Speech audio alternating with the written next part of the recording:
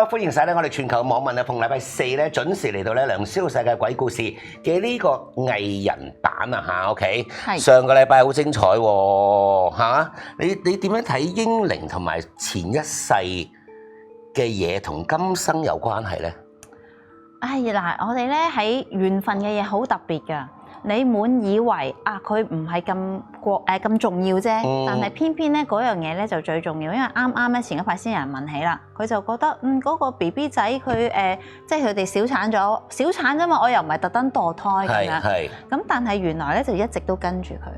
即係跟住嗰個女士啦嚇，咁嗰個女士咧，佢後尾就話咧一直有病痛同埋運氣唔係幾好，咁細看之下先至發覺咧，原來咧佢個嬰靈一直都跟住冇處理到，係啦，咁但係問翻佢，佢先話係啊，我以前生小朋友之前咧都有小產過，原來呢啲咧都計，但好多人佢太輕視呢樣嘢，佢冇處理，跟住後尾發現咗運氣唔好多年啦，先至處理啦，咁其實咧都係即係我覺得啦，嗰個點都係生命啦。都要處理下嘅。嗱，我最近咧，即係我即將要開一個新嘅電視節目啦，可以睇好多唔同類型嘅一啲 case 啦。其中有一個我覺得好震撼嘅，就係同嬰靈有關嘅，係啦。咁當然即係我哋上一集嘅嘉賓佢就慘啲啦。佢就係俾人唔要嗰個嬰靈，而再託世今生再翻多嚟一次啦。咁，但係我最近電視節目嘅呢一個 case 咧，我覺得好值得大家聽下㗎。所以我諗緊咧，我拍電視節目嗰陣時咧，我想請呢位嘉賓上嚟。好啊。咁等佢教育下大家咧，原來就算係同嗰個 BB 有緣分又好，冇緣分都好，其實佢都係你仔女嚟㗎啦。即係佢已經係你仔女嚟㗎啦。你點樣處理咧？可能係會影響你。我哋叫今生啦嘅一啲運氣，又或者最緊要係咩啊？健康啊！其實係因為佢發覺健康出現咗問題，佢先去諗下自己有啲乜嘢嘅問題，就去揾咗你哋通靈師啦。你哋就揭牌啦，跟住咧就邊年邊月邊日，你係咪冇要個細路仔啊？咁跟住佢再揭，都唔係淨係你冇要，你阿媽都冇要，跟住你個妹都冇要，咁成個家族啊！咁佢就變咗一個好大件事啦。咁呢件事到最後就係咯，遲啲睇我哋節目，又或者唔介意嘅話睇埋我電視節目 OK。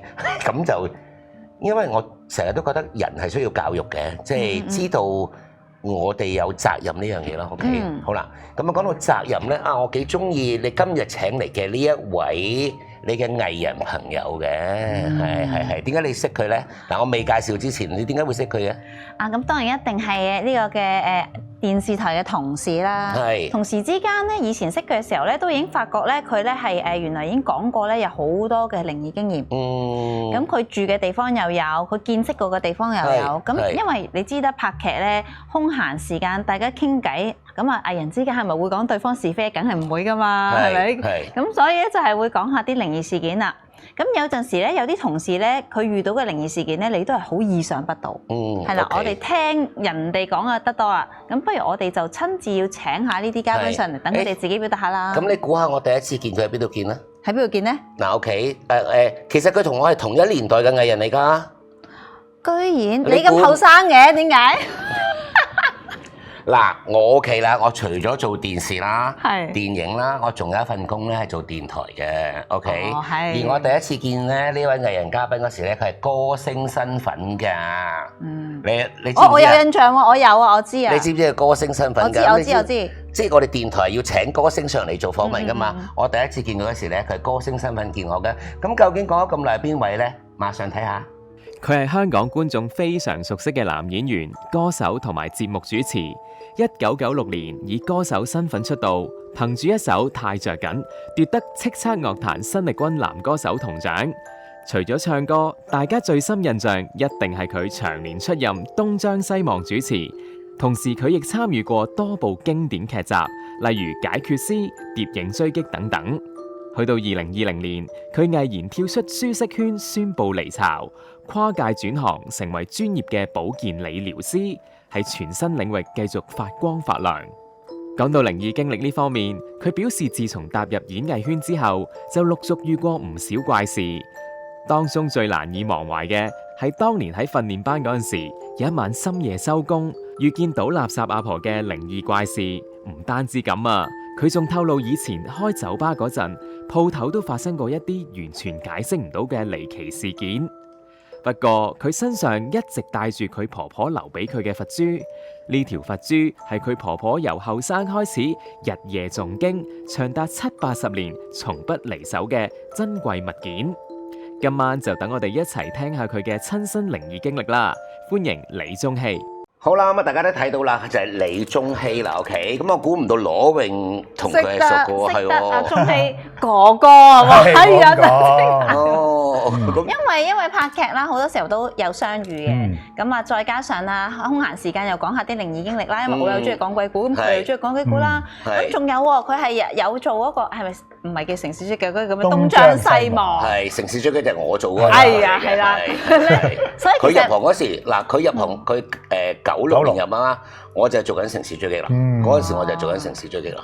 唔係你都係後生啲，你都係靚仔啲嘅。我哋咁樣講 OK， 係 OK， 係好啦。係咁咧，但係我記得我第一次見宗熹嗰時就喺電台見你嘅，你就係歌星身份上嚟嘅，係。我唔知你記唔記得啦？記得嘅。係啦 ，OK。咁就我冇諗過你會有靈異經歷嘅喎。係嘛？係啊，你個樣唔似有靈異經歷。咁其實呢啲經歷咧都係入咗行先會多咗少少喎。最主要第一次我接觸到靈異經歷咧，就係我沿住西貢嗰間屋。哦，由間屋開始。咁我而家開始講啦。係。咁啊，其實嗰陣時我係啱啱學你話齋出完唱片啦，咁啊96年。咁其實我就嗰陣時個運都幾好嘅。係。咁啊攞咗少少新人獎啊，即係都幾順利啦。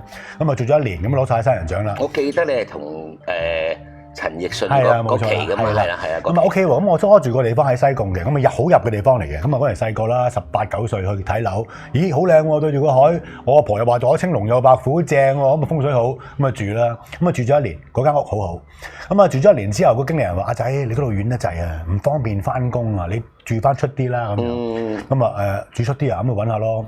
咁一路揾翻西沙路咧，沿住西沙路有一條村。而家佢有個地產公司咧，已經係將佢整晒啲高樓大廈側邊㗎啦。明。但係嗰條村仲喺度嘅，對住個海。咁我就入咗嗰條村，因為嗰陣時我有個朋友喺嗰條村住嘅。咁我佢話不如睇下我呢條村啲村屋啦咁樣，我中意住村屋。咁我去睇，就見到一間屋咧，一望落去，佢係嗰啲好舊嘅屋啊，即係啲瓦頂。係。咁啊，好長嘅間屋。咁佢咧就 cut 開咗3間 A、B、C 3間，咁啊2層複式。咁啊2樓咧有個好大個嘅露台咁樣。咁我嗰陣時而家20歲到啦，覺得哇正喎，複式喎嚇，恨都恨住複式啦，住複式。咦個價錢我 afford 到喎，有包埋車位，就租呢間住。咁啊住咗入去之後咧，就開始嚟啦。嗱，我想問一樣嘢，如果你早期識我咧，我就會話俾你聽咧。人啱啱你開始做歌星嗰時咁旺嗰間屋咧，就打死都冇喐㗎啦，真係打死都冇喐，打死都唔好喐㗎真係。咁你就一路旺落去啦，因為嗰間屋旺你啊嘛，OK。咁但係因為因為我做埋風水玄學節目啦，旺你嘅屋咧，你一路要住嘅，但係你一喐咧，個運就落啦，就真係落啦。OK。drop 得幾犀利咁啊！好啦，我搬咗嗰間屋，慢慢學你話齋，你個運開始 drop 得好犀利啦。drop 到係點樣咧？嗰間屋好奇怪嘅喎，咁啊即係瓦頂啦。咁我業主同我講，佢話呢間屋超過100年，超過100年啦，係嗰啲祖先屋嚟嘅。咁佢哋而家即係嗰啲村人有錢啦，就起咗好多新屋，佢就冇住嘅。咁啊間開咗3間，但係每一間都有咁700、800尺㗎，都好大。因為嗰啲舊屋好長嘅，即刻開3間，每間都好大。咁入去住啦。咁我當時做歌手有個助手，長頭髮嘅 band 仔咁樣，叫 Jackie。咁啊，我喺上面瞓啦房，佢喺下邊。嗰陣時間屋咧就古怪啲嘅，咁有個吊線，咁啊2層啊嘛。咁入門口呢度咧，咁啊低啲嘅，咁啊再入少少咧就係我上面房嘅即係地下嚟㗎啦。咁啊上面因為都係木嘅，木嚟嘅木搭㗎啦，木白色嘅。咁啊一路都冇乜嘢，個運氣差啦，咁啊都唔初都唔覺嘅。咁啊我發覺間屋咁奇怪嘅，點解咧？咁我嗰時養係西施狗。咁隻狗係整個門口狗嚟嘅，嗌都唔出街嗰隻，唔出聲嘅。咦咁啊夜晚我一上去一熄燈瞓覺咧，佢就開始對住個門口不停咁吠。即係呢啲係好傳統嗰啲見到嘢嗰啲啦，我就冇因為我又唔係好驚呢啲，不停咁吠，我就 Louis 冇錯上嚟，咁啊走上嚟。咁啊住咗一段時間，咁我助手中意喺下邊咧，我瞓覺佢打機嘅，咁啊中意吹住嗰個吊線咁啊打機。佢有一晚無端端啪好驚喎，走上嚟，話鐘嗌醒我做咩啊？佢哋唔點啊？下邊有啲嘢啊！我有乜嘢啊？佢起身先啦。咁我咩事啊？講下邊瞓一覺喎，突然間有個人控埋嚟我度啊！喂，喂，吹佢頭髮。哇！佢好驚啊！即刻抽上嚟我度嗌醒我咁點啊？我冇咁勁啊話，佢係咧，我唔敢翻落去瞓啦。咁我哋瞓呢度啦，瞓我間房啦。咁啊，第二日佢好驚咁啊離開咗，冇喺度瞓啦。咁好多時佢都可能喺我度過夜嘅，咁冇喺我度瞓。我知唔係好對路啦。咁有一日，咁我話即係嗰時我就自己住啦。咁我揸翻架車翻我媽媽嗰度食飯咧夜晚黑。咁啊個頂啱啱講過啦，木嘅係全白色，好乾淨。係。咁我就出咗咁2個零3個鐘頭到啦，翻嚟。如果我翻到屋企，我見到啲乜嘢咧？見到我入門口上面嗰一塊全白嘅天花板係變咗咁樣，全黑啊！哇！全部黑色，好似油咗油咁啊！我仲話死咯，邊個入嚟搞過間㗎？係咁啊！當時我同埋我就再翻嚟啦，嗰日就咁佢唔喺度瞓一日啫，冇翻嚟。我頭先我出去嗰時唔係咁，佢唔係咁啊。咁我就好科學嗰已經黑晒嘅，咁啊揾啲紙巾抹一抹啦。你估咩嚟咧？發毛哦，毛啊！一日黑晒喎，3個鐘咋？黑晒。咁我又揾啲火酒抹啦，成日抹唔到嘅，越抹越污糟嘅。咁啊跟住冇理啦，咁我以為潮濕啫，但我 friend 話冇理由潮濕3個鐘變咗咁嘅喎。咁我開始有啲疑惑嘅對呢間屋。咁我就開始問嗰個業主啦，有個人幫我睇完呢樓，喂，佢叫做長毛，我喂長毛，喂間屋咁嘅，點解會咁嘅？佢係咁嘅咧，祖先屋冇嘢嘅，冇嘢。咁嗰時候生我冇理啦，一路住，咁啊越住個運越差。咁啊有一次恐怖到點樣咧？咁我開始瞓翻我夜晚啦，我助手唔喺度，我自己瞓覺。到夜晚我諗3點鐘到咁上下好夜噶啦，瞓翻覺聽到個頭頂啊，就呢度啫，好似個直升機度咁喎，好嘈嘅。我擘大眼起身聽一聽，冇喎，冇聲，係繼續瞓。轉頭佢又咁啊！啊，我咩事咧？咁我都好科學嘅，係咪啲村屋黐得埋啲聲電視機？我聽又冇喎。跟住好耐唔理啦，咁啊瞌埋頭瞓。呢下嚟了啦，瞓翻一覺，我聽到有人嗌呢把女人聲，好清晰嘅，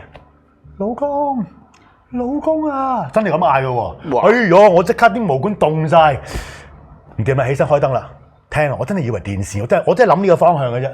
喂，唔係喎，靜到一粒聲都冇嘅喎，死啦！我開始驚啦，咁啊開住個燈，笠住個頭，我過路嘅啫，你唔好搞我啦，我瞓醒我就冇嘢啦，咁樣我咪瞓。瞓醒咗，我又好驚啦，咁啊走出去啦。佢朝頭早，我話喂，哥，我琴晚見到乜嘢喎？點解會咁嘅？佢話你見到咩？係就係咁嘅樣，即係佢俾我個潛台詞就話係有噶，你唔知啊嘛，即係咁嘅樣。好啦，呢間屋有咩奇怪之處咧？佢啲木門咧，佢會生啲冬菇出嚟嘅。係，你明唔明我意思啊？好啦，跟住。我之後覺得好唔順利啦，咁問啲風水師傅身邊嗰啲，咁佢嚟睇過啲嘢。但係其實你應該搬咗入去之後，你嘅事業就開始一路不停直插底啊！好啦，跟住個師傅話：嗱，同你睇過，佢話你咁啦，佢話你教我啲朱砂，又開條紅繩，唔知點樣煮一煮，就戴喺左手嗰度。佢哋唔好除，佢話你唔好住啦間屋。佢話我哋睇過你間屋咧係有嘢嘅，但係嗰啲係啲乜嘢咧？我相信佢係呢間屋嘅祖先嚟嘅，係即係佢呢間屋100幾200年一定有呢啲，佢哋唔中意你喺度啊，係佢哋唔好住啦，你唔好住啦。咁啊住到個精神又好差，塊面又好似啲神情好黑啊，即係我覺得好唔自然。咁啊唔住啦，咁啊翻咗媽咪嗰度住。咁呢個係我即係最初經歷嘅靈異事件嘅其中一件事件。但係嗱 OK， 我叫阿羅榮咧幫你開牌之餘咧，點解咧？我同大家分享下啦 OK。咁啊頭先阿中希住嗰啲屋咧，其實就係人哋嘅，我哋叫祖居啊，祖居啊 ，OK， 祖居就其實係唔係唔住得人，但係唔住得外姓人。但我都係一樣姓嘅喎。啊，唔同，都唔同，唔同，因為我哋指外姓嘅意思咧，就係你係咪佢嗰條路嘅人啊？譬如點解我哋平時寫神位啊，寫所有嘢啊，都有話籍貫邊度？係咪你係咪佢嗰條樹嘅？你一樣姓李啦，可能嗰條都係姓李啦，但係你嗰個姓李同佢哋姓李唔係嗰度出嚟，咁所以咧其實係唔俾得外人住嘅。OK，咁頭先都講啦 OK，咁我估啊嚇，我唔識你頭先講嗰啲人啦，無論係你住，又或者租俾你嗰個人 OK，即係佢哋都唔會太好運氣嘅，即係佢都唔會好運氣嘅 OK，因為佢未得到佢嘅祖先同意，就俾咗外人住 OK，咁呢個運氣就落啦。其實有樣嘢要做嘅，我成日都話咧，我哋中國人係一個好傳統嘅 OK， 點解會有祖先屋？我哋要拜祖先，我哋要去做好多樣嘢。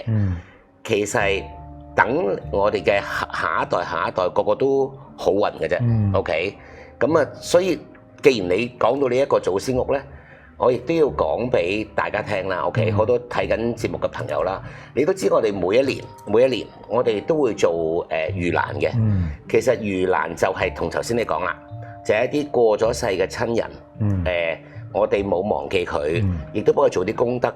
其實幫佢做咗功德咧之後咧，你自己亦都會好運嘅。即係個祖先就會諗啦，咦，佢仲記得我喎，咁我一定要俾翻多啲嘢佢啦。咁因為係一個嘅故事開始嘅，即係嗱，如果你睇完呢個故事咧，你就明點解我哋唔住得人哋嘅祖先屋啦。OK， 好啦，咁啊，一年一度咧嘅盂蘭勝會咧就開始噶啦。嗱，舊年咧我嘅好多人咧報名嗰時咧係遲咗報名啊，因為一到咗夠，我哋就真係啦，因為嗰個排位已經係全香港最大噶啦。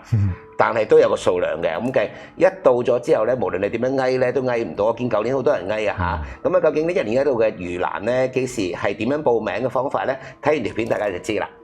好耐以前，有一位被稱為神通第一嘅目連尊者，佢用天眼通睇見自己嘅母親墮落餓鬼道，受盡折磨。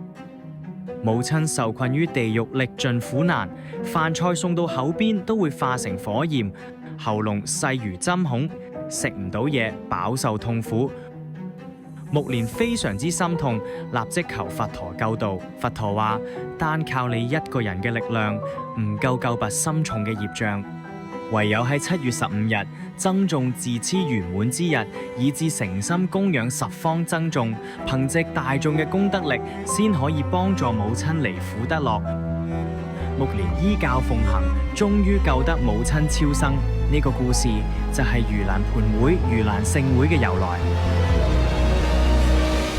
正因為目連至孝嘅呢個故事，令我哋明白到親人雖然離開咗我哋，但係我哋都可以用心盡力喺莊嚴嘅盂蘭勝會裏邊為佢哋做啲嘢。付薦蓮位就係可以符合呢個心願。我哋可以為咗自己最掛念嘅親人設一個專屬嘅蓮位，呢個蓮位就好似喺法會裏邊嘅神聖空間，為佢哋留低咗一個位置。透過高僧嘅大德誦經，可以幫助佢哋消除累世業障，早日離苦得樂，得到真正嘅安寧，唔使再漂泊受苦。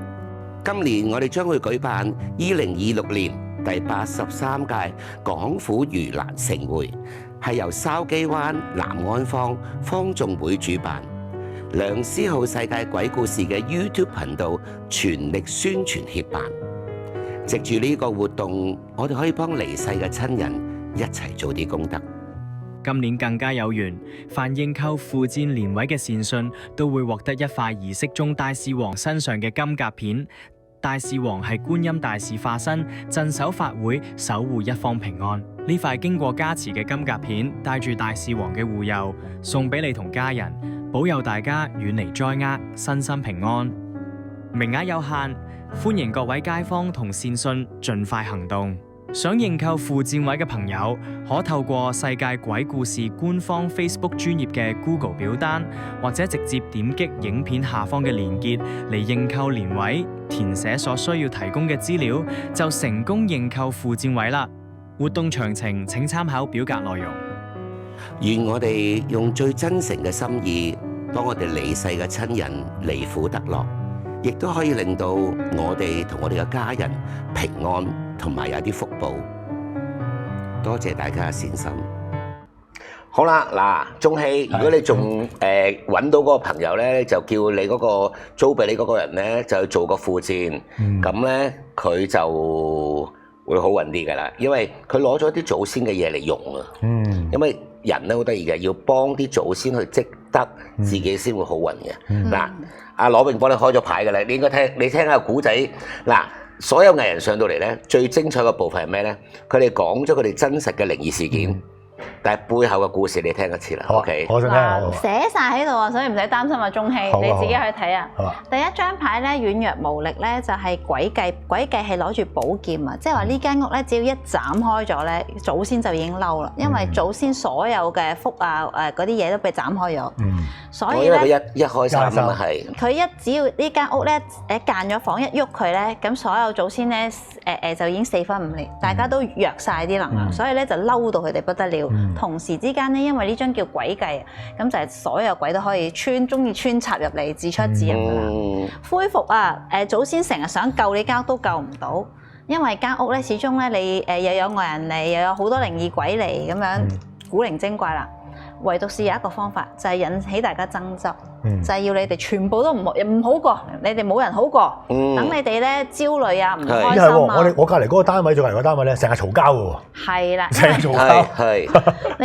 佢哋咧有一個係爭執啦，有一個係魯莽啦，有一個係不滿啦。咁當中大家都有嘅係焦慮啦。咁可能對你嚟講就可能係當時有好多魯莽嘅決定，所以事業就插水啦。另外可能仲有一家咧，佢哋成日都呢樣唔滿意，嗰唔信嘅，跟住有一家成日鬧交，即係總之全部中晒呢啲嘢噶啦。要救自己咧，千祈唔好束縛自己，即刻速逃。咁樣你先至係啦，你先走得，你先可以甩嘅。只要喺裏邊一住咧，就全部都中晒呢幾樣嘢。個目的咧就係咧，要佢哋咧最後要失敗晒咧，將間組屋變翻原狀，想咁樣。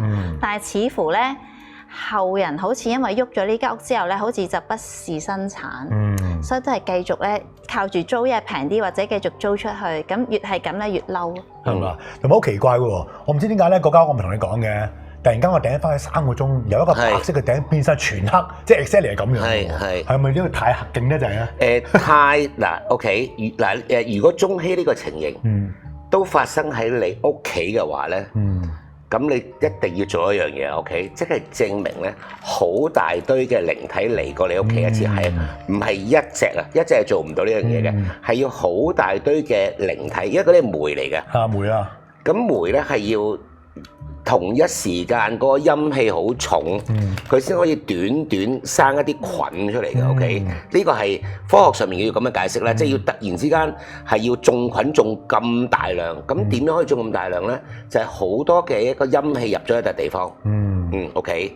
咁就會有咁大量嘅菌出現咯，所以咪全個天花板黑晒咯。係咪啊？最好笑喎！我離開咗間屋啦，咁有個人緊接咗去租，以為執咗筍嘢啊嘛，一次過俾咗1年租，咁我都即係啱講啦。嗰個村嘅人，我啲 friend 喺度住啊嘛，咁我其實冇住，我都間唔久會翻去嘅。好啦，我離開咗大概9個月度啦，咁我翻去，咁見到嗰個新租客喎，佢捉住我講喎，李生，佢哋以前住間屋有咩事㗎？有冇啲咩見到啲咩啊？我個心裏已經知道有啲問題㗎啦，咁我索佢冇乜嘢喎，你有啲咩事啊？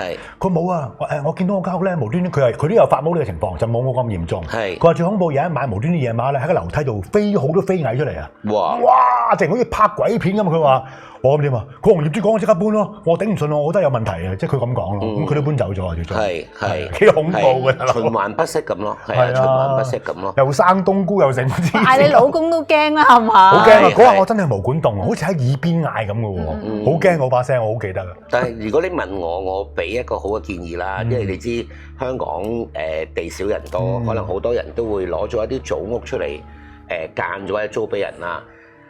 如果呢一個系列嘅祖先嘅後人，佢想興旺咧，倒翻轉頭啊嚇，就係頭先我講，即係除咗附薦嗰啲咧，將嗰間屋還翻原本嘅狀態，仲要整得佢靚一靚，而俾翻嗰啲先人住咧，咁後人咧就會好旺啦。嗱啱啱倒翻轉頭做㗎嚇，咁當然你要做呢個決定。你可能會少咗好多錢嘅喎，但係記住，你後邊先會好多咯，即係咁樣咯。即係你想呢個人好旺喺出邊揾好多啊，定係話我淨係收呢一度咯？咁你自己決定啦呢樣嘢嚇。OK，好咁啊我哋揾一集咧講租屋咧，因為尤其是租屋咧，我識得太多藝人啦，同埋嗰段時間我都住喺清水灣嘅，咁啊特別多藝人住啦，係嘛？好多藝人住嘅，即係多到咧不得了。當時咧，即係當然啦，我又翻緊就係你入行嗰段時間啦。96、97、98度啦嗰時，咁嗰時香港其實好興旺嘅，因為回歸啊嘛，其實周圍做 show 啊，周圍做嘢啊咁就都揾到好大嘅錢咁。咁就開始諗下啦，咦？租人哋屋不如買一間啦，咁樣就開始揾啲地產去揾啦咁。咁你知啦，即係我哋住嗰度咧好得意嘅，黎智山啊、劉青雲啊，佢哋全部都係住嗰度嘅 OK。咁就通常我哋慣咗啦，就問啦，喂，阿智山識唔識啲地產啊？咁佢識啊，我識得個地產啊，介紹你啊咁。我好啊咁。我好彩遇到個人啫。OK，咁就個地產揾啦。咁佢話梁生你想點？我話我咧就好得意啦，因為我而家住呢間屋好旺，係啦，喺某個地方好旺。咁我就揾咗一筆錢，咁我就想買一間屋啦咁跟住佢話：好買，就喺你哋而家住嘅前一個路口啫。咦，我好喎，咁我翻嚟探翻佢哋啦，即係成班我哋好開心咁就睇啦。我係唔驚鬼嘅人嚟㗎嚇，我可以話定俾你聽，我係唔驚鬼。我睇嗰時咧，嗰間屋咧係一啲，就係頭先你講啦。好明顯係一間祖屋嚟嘅，係啦，你淨係睇到啊，因為裏邊啲相咧都係嗰啲黑白黐晒喺度，即係嗰啲即係好似類似係唔係民初都係清朝咁嘅樣㗎啦。OK， 入到間屋，令我好記得個環境，滿地都有啲報紙攤喺度，我諗佢哋索水啦。就前邊有張搖搖凳係木嘅，好記得。我行入去嗰下咧，係覺得有啲唔妥噶啦，因為覺得間屋裏邊咧望係冇人噶，但係感覺係有人嘅，嗰個感覺好得意嘅，望係冇人，但係你感覺間屋係有人。咁我就即係都禮貌啲啦，因為我都做呢樣嘢就話唔好意思，打攪下啫，睇下屋㗎咋咁。跟住咧，後邊嗰個地產嗰個即係老闆嚟㗎，佢係即係某個清水灣個地產老闆。佢梁生啱唔啱啊？嗱，我就建議一樣嘢，嗱間屋太舊啦，其實就佢哋諗住賣出嚟咧，我就不如建議你拆咗佢，剷平佢，再起過啦咁。佢一講拆咗佢，剷平佢，我明顯聽到見前面嗰個搖搖椅喺度喐咯，即刻。我諗，哇唔係啊嘛？我話，佢呢啲屋咁舊，唔拆咗都唔得噶啦咁。將搖搖再搖得快啲。我話唔咁唔係一定要拆嘅，唔拆唔得，前面都停唔到車咁。佢不停仲嚟啊！設計緊間屋拆完之後點樣？咁我話不如咁啊，出去傾啊，因為我知道唔妥啦已經，因為我知道咧。裏邊嗰啲好嬲啦 ，feel 到啦。我話邊個，不如我哋出去傾啦咁。佢唔使喺度講啦，嗱，我帶你上個樓上，我唔上啦。我話你都話拆啦，睇乜嘢啫？唔係你諗住拆咗去睇咩樓上啫？係咪先？我就知道已經唔妥啦。我轉頭啱啱行出嚟，我眼尾就見到地下咁啊鋪咗好多報紙嘅，全部啲報紙喺地下度。飛晒出嚟，飛啊！咁我出到去之後咧，佢話：梁生點啊？可以傾嗰個價錢。佢話：嗱，而家咧起屋咧，我識得起，大概100零萬嘅啫。嗱，你計一條數，嗱，你買咗間屋就拆晒佢，跟住啦。我話間屋咧，其實都唔會俾你拆到噶啦。點會拆唔到？就揾個雷聲鏟定佢乜？佢講得好興奮嘅喎。我得啦，我話呢間唔睇啦。幾靚啊個景，我個景係真係好靚，但係我諗呢啲係祖屋嚟㗎啦，即係我都已經即係佢冇講係祖屋，我話呢啲係人哋祖屋嚟㗎啦咁。我揸車即刻走，隔咗一段時間又見翻呢個老闆，呢啲老闆同我講乜？好好，即係佢係無神論者，即係佢話睇完層樓之後，哇，病咗幾耐啊？係咪咁嘅意思啊？佢話嗰層樓真係唔知點解。賣幾都賣唔出嘅，好靚嗱，個位真係我而家話俾你聽邊度，好靚嘅，全海前面 OK，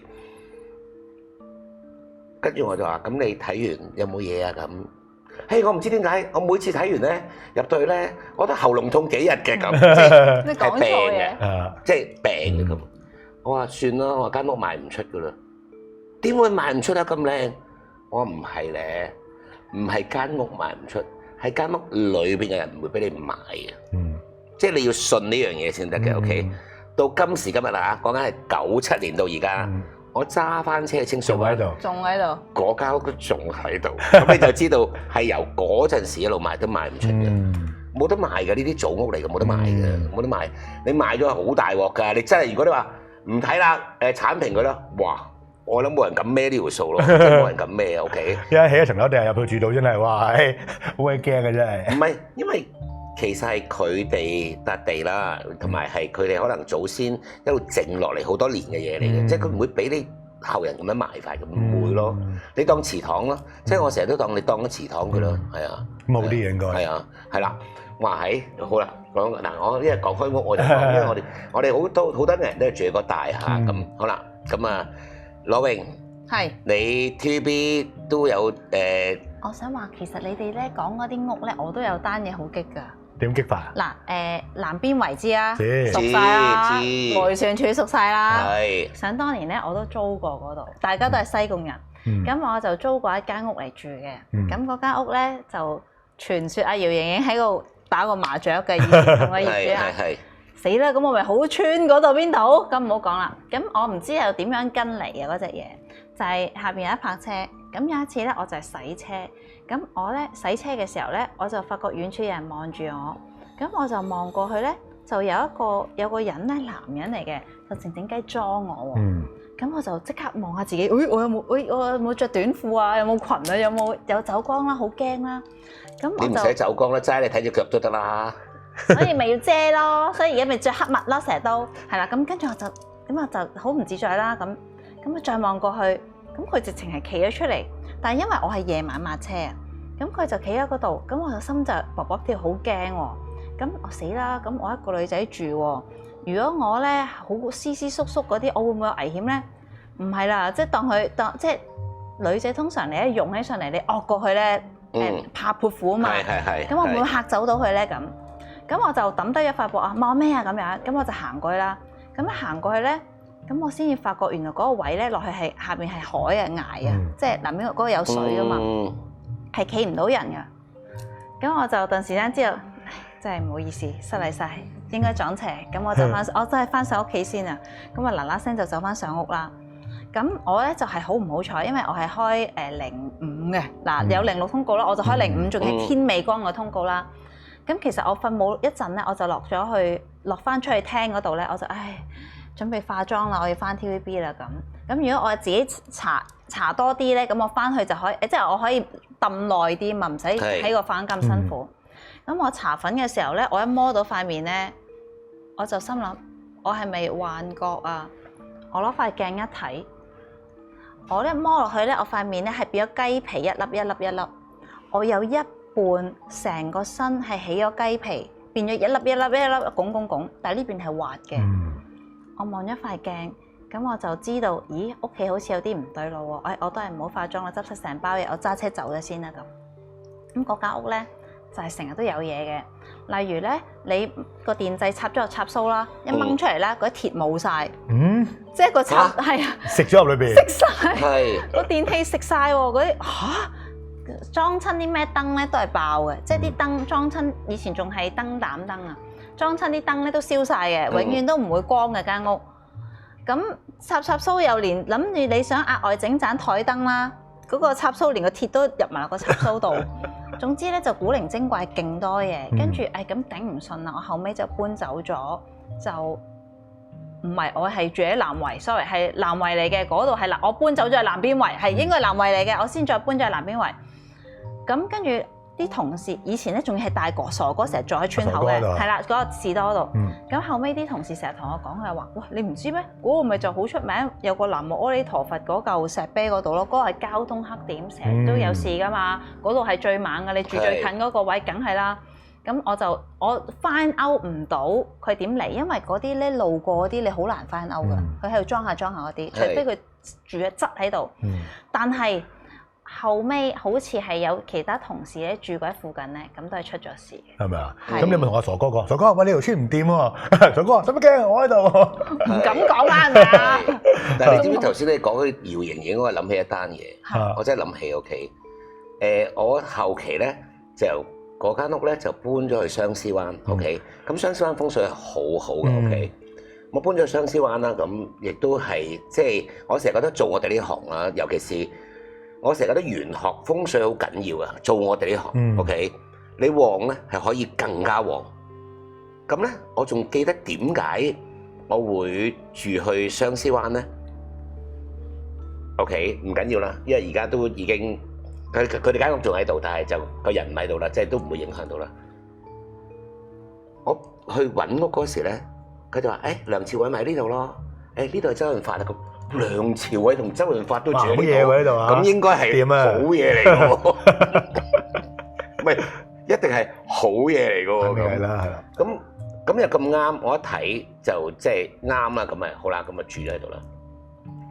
嗰度住咧又係風水好好嘅 OK。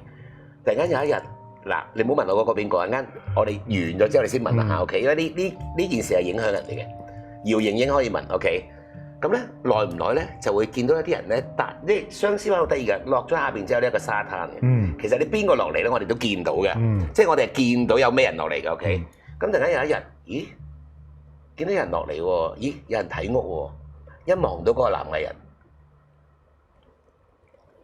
百佳啦，我就即刻同阿 Ben 講，阿 Ben 即係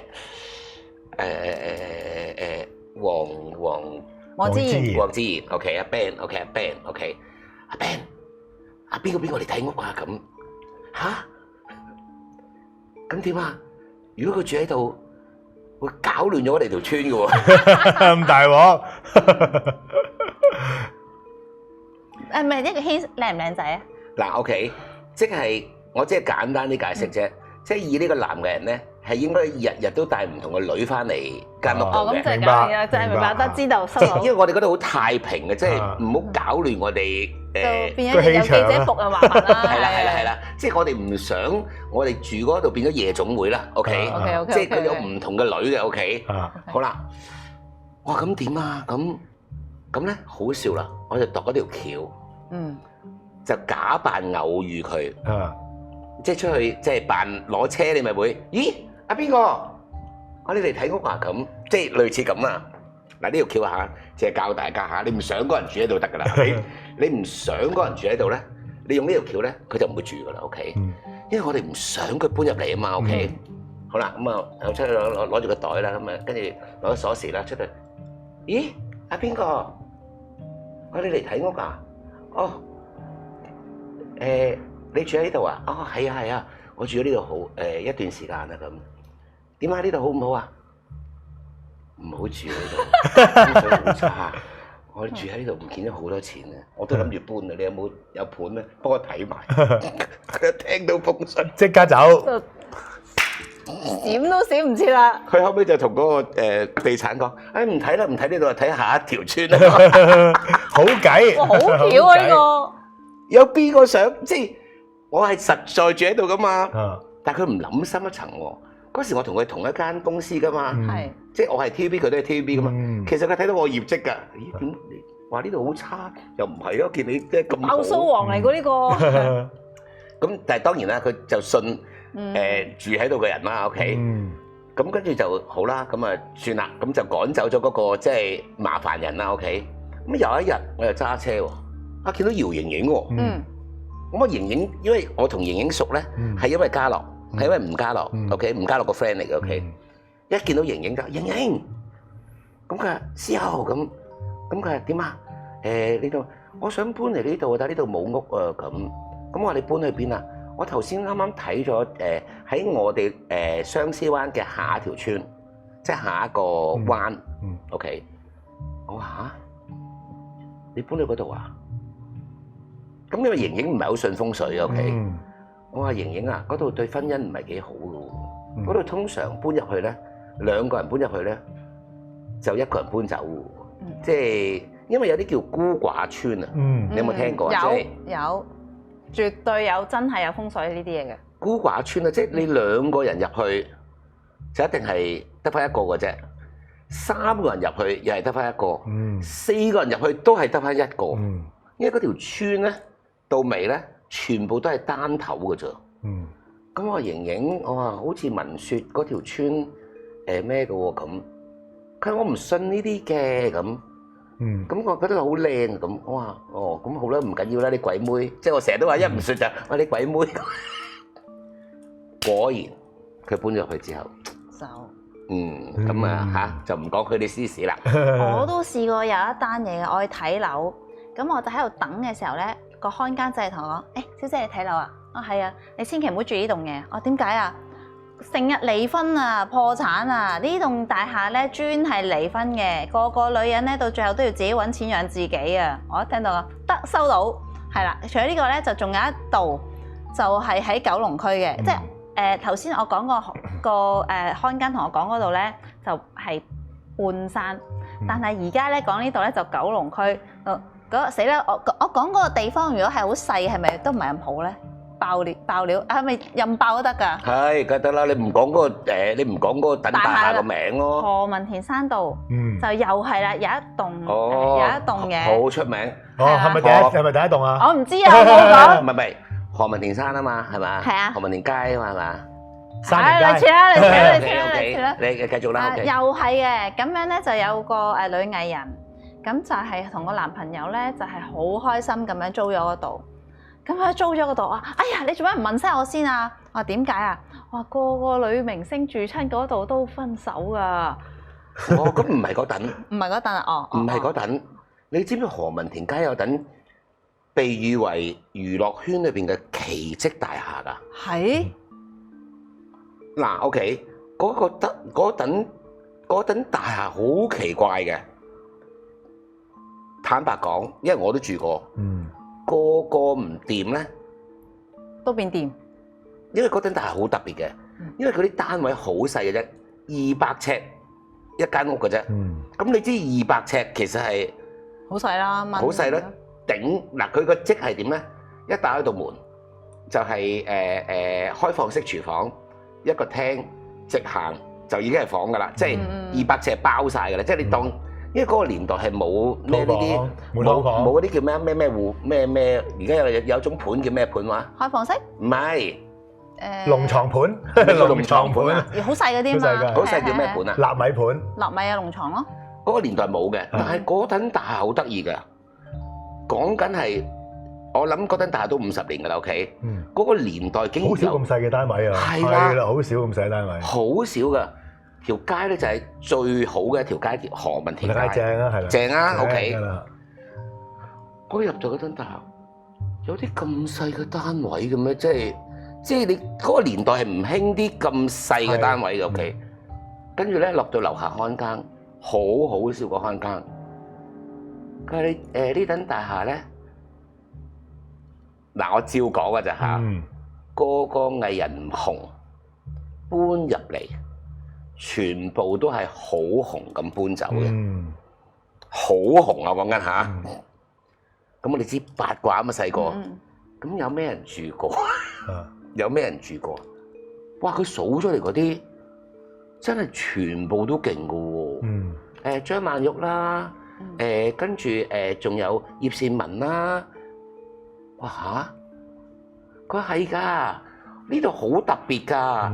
個入嚟嗰時我都唔識㗎，但係咧全部走嗰時咧，哇！咁變咗咁樣。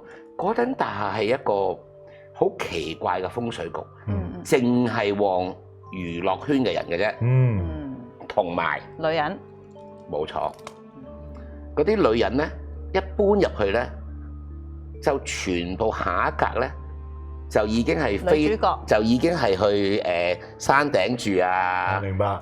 又一上位，係啦，上位啦。唔係娛樂圈話嚇，即係單頭女人，好特別嘅嗰度。但係未必係成為人哋老婆，但係你係會突然間飛，即係飛黃騰達。冇錯 ，OK。嗰個大廈明你咯，有真係。嗰棟大廈真係好奇怪。係我遲啲話俾你聽，好個盤喺邊度啊？你咁樣搞到人哋落嚟鋪頭揾我，係為咗問啊？喂，其實阿村長講邊個咁樣啊？嗱，如果係啱啱入行，我成日我見到有一個啦，OK，嗰陣時就我已經搬走咗啦，因為我已經揾到錢就搬咗去第二度啦，OK。有一個啱啱入行嘅女歌星，咁因為我做電台都係成日會見到你哋噶嘛，咁佢就我揾緊屋啊。咦！我話我俾個醒嘢你啊，即係好嘢嚟。好嘢嚟嘅呢個位。你試下去揾下嗰條街，揾下嗰間大廈。咁佢係點解啊？咁嗱，我話佢有個好奇怪嘅嘢，嗰間好細間嘅啫。咁佢係平唔平嘅？第二樣嘢就平咁細間又收得你幾貴啫咁。但係嗰間大廈好奇蹟㗎。我覺得大廈啱啱做新人入去咧，你住入去咧，你同佢簽一張2年嘅租約。你2年就會紅咗噶啦，即刻。佢話咁好啊，咁佢話好啊好啊，咁我就介紹咗佢啦。佢後尾佢就真係紅咗啦，好紅添啊。OK，佢就再喺電台見到我，佢話多謝你啊，呢間大廈真係奇蹟嚟噶。我話你有冇見到樓下嗰個看更啊？有啊，佢數俾我聽呢邊度住過咧，黐線嘅呢啲住過嘅人係全部變為國際級嘅個個都。佢話好勁喎！我諗係風水上面呢一等大廈係有啲奇妙嘅。OK，你推高咗嗰棟大廈嘅樓價啦，村長。你而家都唔知叫咩名，冇講到，係咪？你都唔知咩名係咪 ？OK，好啦，你而家中戲嗱，你趁啲時間你要講埋 TVB 嗰個俾我哋聽啦。好啦，咁但係嗰陣時你講緊都係話，我諗有20幾年前啦。我記得啱啱訓練班咁啊出嚟，咁啊你知訓練班初實習嘅時候唔使錢噶嘛，任取。咁啊，取得到好攰啦，咁啊，好啦，之後取完之後咧，咁啊啱啱接到啲叫做連戲角色啦。咁我記得嗰套戲叫咩名咧？叫《人龍傳說》，有林文龍做主角嘅。咁我哋成班13期訓練班咧，就全部做晒徒弟。即係日日跟住主角嗰啲啦。咁由朝拍到晚啦，即係好辛苦咁拍啦，拍到好夜啊，3、4點、4、5點嗰啲啦。咁我記得有一晚拍到都好攰啦，咁啊個3點到啦。嗰陣時我記得係即係唔係將軍澳咧，係 IP 年代。咁啊 dead 面啦，咁我哋一坐喺嗰邊啦，咁啊沿住 dead 面行到嗰邊 drama 啊嘛，咁 drama 嗰邊咧，我哋呢邊 drama 廠啦，咁隔一條路，一條馬路仔啫，對面咪有個唔知化妝間定服裝間嗰個位嘅，我哋就喺對面嗰啲廠度拍，咁啊拍到3點鐘，咁啊好攰啦，咁啊走出嚟，咁啊呼吸下啦，咁啊3條友企喺度呼吸，喺度傾下偈啊，吹下水，突然間咧喺呢個位咧就有個婆婆推住個垃圾車，正 exactly 喺街邊推垃圾嗰啲婆婆啦，震震地啊咁推住個垃圾車，着住制服咁喺我哋面前經過。架垃圾車好多垃圾過鏡，咁我哋話：唉，幾辛苦呢阿婆。我哋又冇計啊，做呢行。哇，有啲阿婆咁夜3點幾去倒垃圾嘅，點解？講完呢句之後，大家你眼望眼，咦係喎。跟住又望去嗰邊，我諗都冇10秒啫。我喺度傾完兩句，講完兩句，我一望呢邊，嗰個阿婆都經已唔見咗啦。咁我哋當時同阿楊明啦，同埋另外一個即係當時一期嘅同學。咁我哋都唔係驚鬼啲人嚟啊嘛，冇理由噶。咁啊睇裝，咁沿住呢邊一路去咧，咁轉去呢邊方向咧，你過咗化妝間咧，轉呢邊咧就舊鏡天啦，大鏡咧舊鏡嗰陣時 IP，再入去就兒童節目嗰啲係嗰度位啦。我哋又唔係轉嗰度，我哋衝入嗰度揾冇人，跟住直去，一路再直去咧，轉落去係陸叔嘅別墅啊嘛，更加冇人。咁我同楊明講啦，我諗個婆去咗邊啦？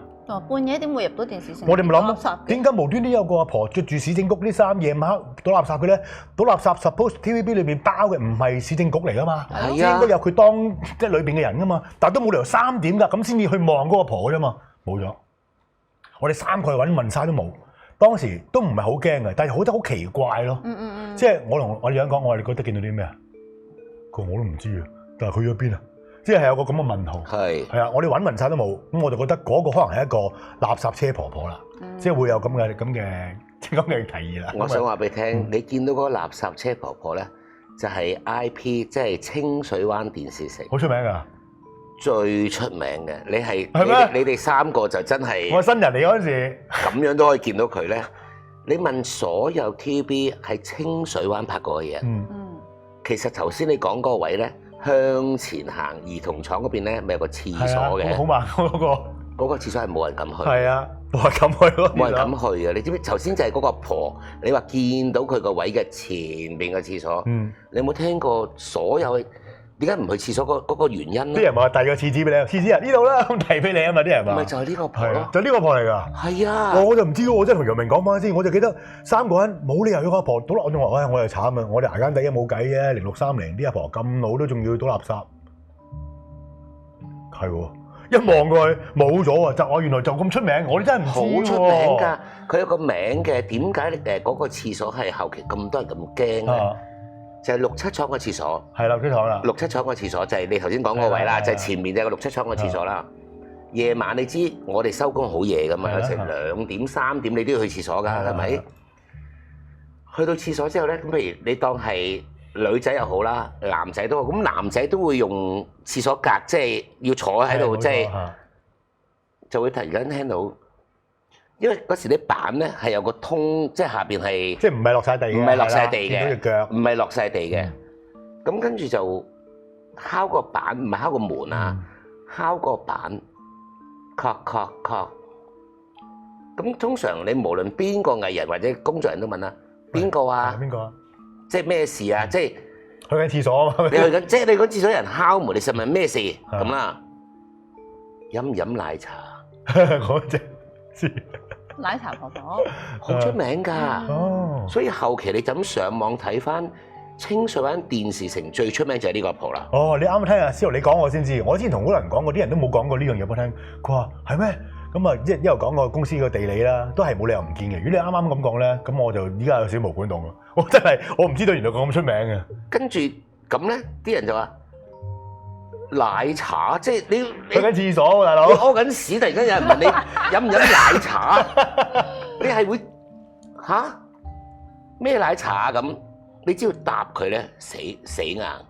佢就會喺個底咧遞俾你啦，褪個杯入嚟。佢就會睇到隻手咧。佢啲全部係睇到隻手驚嘅咋，隻手係咩咧？見到佢褪個杯嘅奶茶，你聽到把聲係咪應該係一個好老嘅女人啊？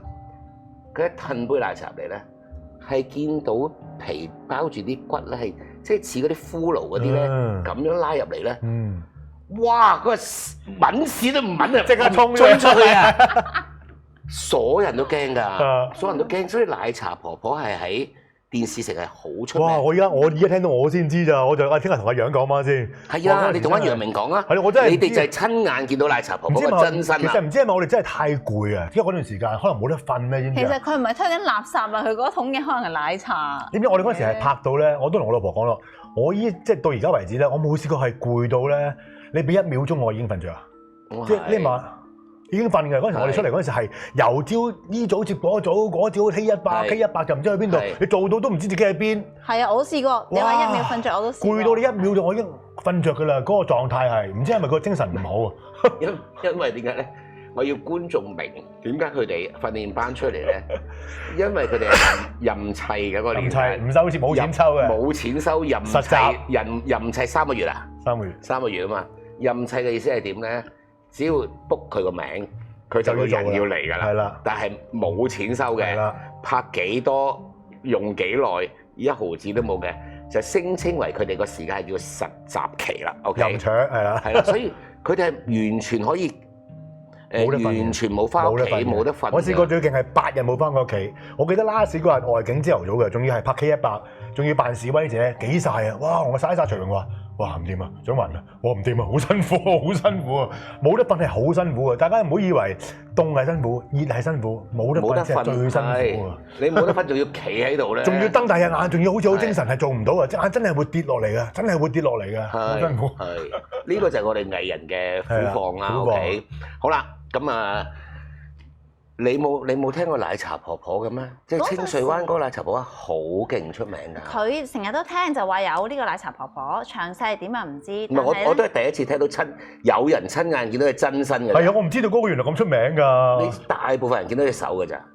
哇！但係另外有一個咧就係我唔知係咪奶茶婆婆另外一個版本啊。就係如果6、7廠咧，其實就係一個搭咗一個好長嘅一個建築物，咁樣咧就係如果去嗰個廁所有咩咁恐怖咧，就因為佢個廁所又好厚啊，咁即係話如果你要係去嗰個廁所咧，即係你要行過1廠，唔係咩5廠6廠，跟住仲要經過化妝間，跟住先到個廁所噶嘛，係好尾噶嘛。咁就係如果你去呢一個廁所咧，有陣時你覺得好似有人有腳步聲跟住你咧，你一擰個頭埋去咧，佢已經到啊！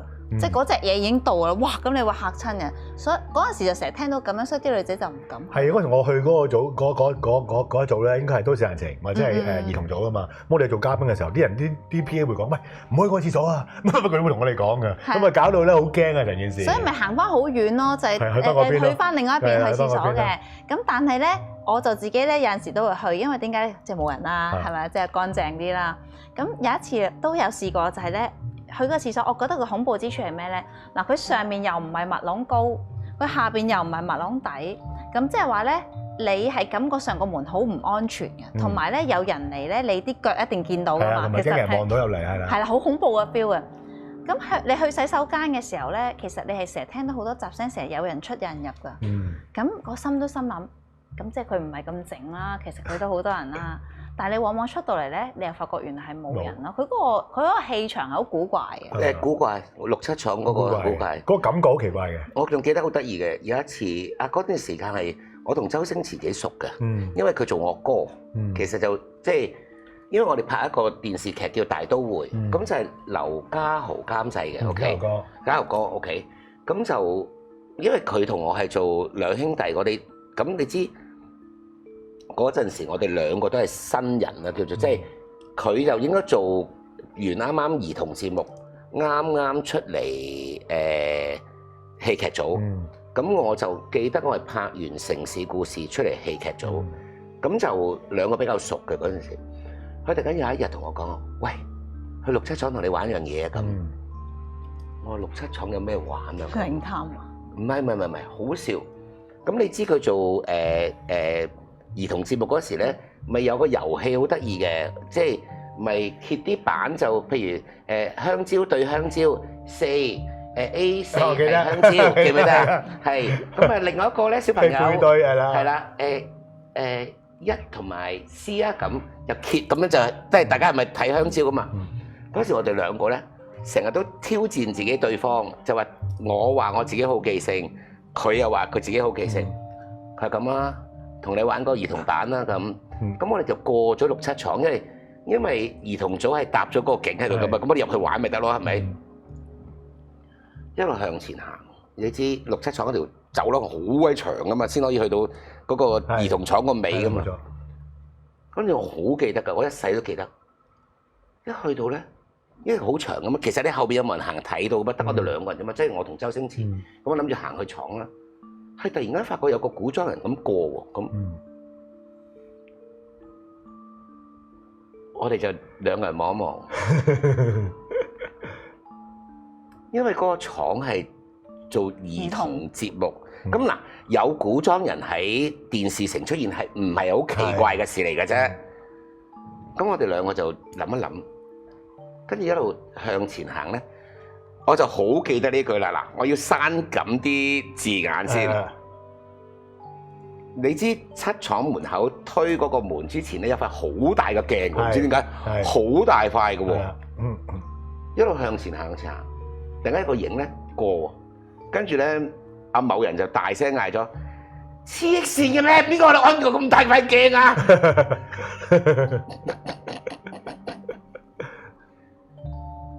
我話呢塊鏡不嬲都有嘅，因為嗰時我係拍6廠，佢拍7廠，我呢塊鏡係一直都有喺度。佢塊鏡應該有人行嘅，我話唔係塊鏡裏邊有人行，係塊鏡嘅後邊有人行。條走廊咁長，邊個行啊？邊個行就唔好講啦。走。佢係好好笑，佢一直都唔知嗰度有塊鏡啊，好好笑。你知道廠尾嗰度有塊鏡，其實真係鏡我嚟做乜咧？幾白痴嘅。我諗係俾人哋入廠之前睇啲衫。我問個 FM 我其實點解整塊鏡喺度咧？佢冇啊，入廠前俾你整一整咯。即係佢嗰時我問佢啲 FM 咁同我講啦。但係其實我估嗰個清水灣嗰個6-7廠咁猛鬼，係其實就係嗰塊鏡。搞事係啦，出入口變咗。你有冇留意到後期咧？呢啲鏡咧？佢有2道門噶嘛，即係因為隔音嘅問題啊嘛。你推開咗個門之後，你中間有個位，你喺嗰度照，就再入廠咪得咯。其實嗰個廠裏邊嗰條牆咧，好容易反映到一啲唔應該睇到嘅嘢。咁你越唔應該睇到，你睇到咧，佢哋咪走晒出嚟咯。其實就係咁嘅咋。其實佢應該一早係設計咗啲風水嚟㗎。佢你如果唔係而家將軍澳都有啦，點解而家冇啫？佢唔話俾你聽啫嘛，唔通話俾你聽我哋整呢啲嘢咩？佢本身咁孤寒，即係點會整塊大鏡俾你哋啊？即係你長咪長啦，擺住喺度先啦。唔係㗎，黐落牆嘅，嗰個好大㗎。OK，唔係呢個就係我記得我自己童年喺嗰個6、7廠嘅一啲嘅嘢啦。哇！眨下眼，我哋同阿鐘希傾咗1個鐘㗎啦。係嘛？咁亦都多謝晒你。嗱，我哋再次請你上嚟好唔好啊？梗係好啦。係嘛？係嘛？係嘛？我哋哋其實傾偈講嘢，我哋有份禮物送俾你嘅。係咪哦，多謝先。其實咧好得意嘅，OK，你係真係需要嘅，OK，因為你接觸人多啦，OK，咁啊要，因為人咧你要接觸到佢咧，有陣時佢嘅氣場唔好，係啊，師傅都咁講過。嗱，佢嘅氣場唔好咧，我吸晒啦，係會影響到你嘅嚇，OK，咁所以我哋有一個咧就係成套嘅，俾你可以潔淨。嗱，你每一次做完你嘅，嗱呢個係好有心送俾你嘅，多謝，你就愛嚟洗手洗面，咁就可以改變你嘅氣場，OK，係啦。咁另外嗱呢個哇，上個禮拜羅永送俾我。哇！你都應該嗱，你上咗嚟，你叫羅永咧穿一條俾你，因為呢個咧4行咧4元素咧可以令到你旺，同埋有一樣嘢，你有啲唔好嘅氣咧可以散咗出去，OK，吸咗啲好嘅氣落嚟。我成日話人咧最緊要係運氣好嘅就 OK。多謝曬鐘希，我哋再上嚟啊嚇，再上嚟啊 OK。好多謝曬我哋全球睇緊嘅朋友啊嚇，繼續俾課金，繼續支持我哋，繼續成為我哋會員啊！你成為我哋會員有咩着數咧？啊，大家睇下會員片就知啦。OK，多謝曬，下個禮拜見，拜拜。翻到去仍然都係心不在焉，因為居然有人提起佢老婆喎。如果呢個隔離屋咁樣亂咁講，都係一件好事啊！即使係佢唱話我哋係鬧交，搞到個老婆半夜落街，起碼人哋都覺得我老婆仲在生。揼下揼下，我而家剩翻好少嘅部分。我只要喺山邊揼埋佢，就神不知鬼不覺噶啦。數數下，剩低3包啫。呢3包個大細就係我去揈低佢咧最唔覺眼嘅 size。攞住呢一包落到車，孭住喺個身嗰度，一路行嘅時候咧，就又見到咧附近咧啲居民識得嘅，好開心嚟 say hi 喎，咁恩愛啊！佢就即刻滴一滴汗㗎，當我嗰包嘢夾咗隻腳出嚟。